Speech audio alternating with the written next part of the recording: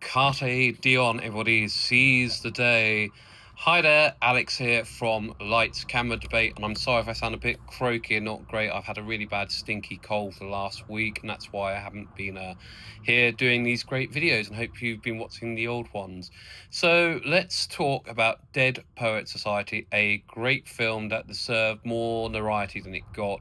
Came out in the early 90s, 92 I think came out, and at the time it was up against Driving Miss Daisy with Morgan Freeman in that, and My Left Foot with absolute brilliant films. It didn't have a chance, unfortunately.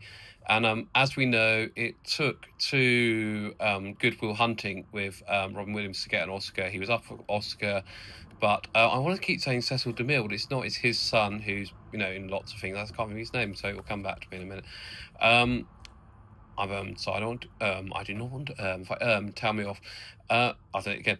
The main point of this film, let's get into it, is that we have a load of school children who are basically going to their secondary school. It's a prep school. It's set in the early, I'm going to say 1950s, when it's set, but it's a very private education school. It's meant to be like Harvard or Yale or Connecticut, and they're all sent there as private school kids. They've never experienced life before, and you've got all these kids who live in the same dorm, and they haven't experienced life. They haven't had relationships. They haven't been kissed, and they haven't experienced poetry. And they go through the school, and there's a typical headmaster who doesn't want to change anything, enjoys the way the world is. Parents paying money. It's all very lovely, la da da, basically. And around this, you have this very hip, which is probably out of line for the time period, so it's quite interesting.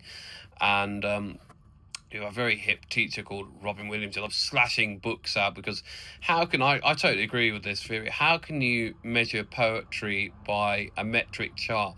And there's this article in the book that all given where it's a metric chart, and you can work out if Lord Byron's poetry is good by A equals B or something like that. And you get them to rip the page out, and get them to sit on their desk, and it's very hip the way it is.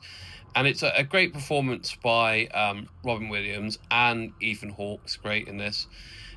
We sort of come to the climax of the year. The prep school boy, I can't remember his name, wants to be an actor. His parents are lawyers and doctors, and their conformity of the time period.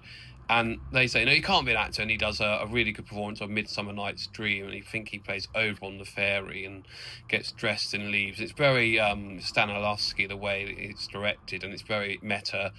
And by the end of that, he thinks, I'm going to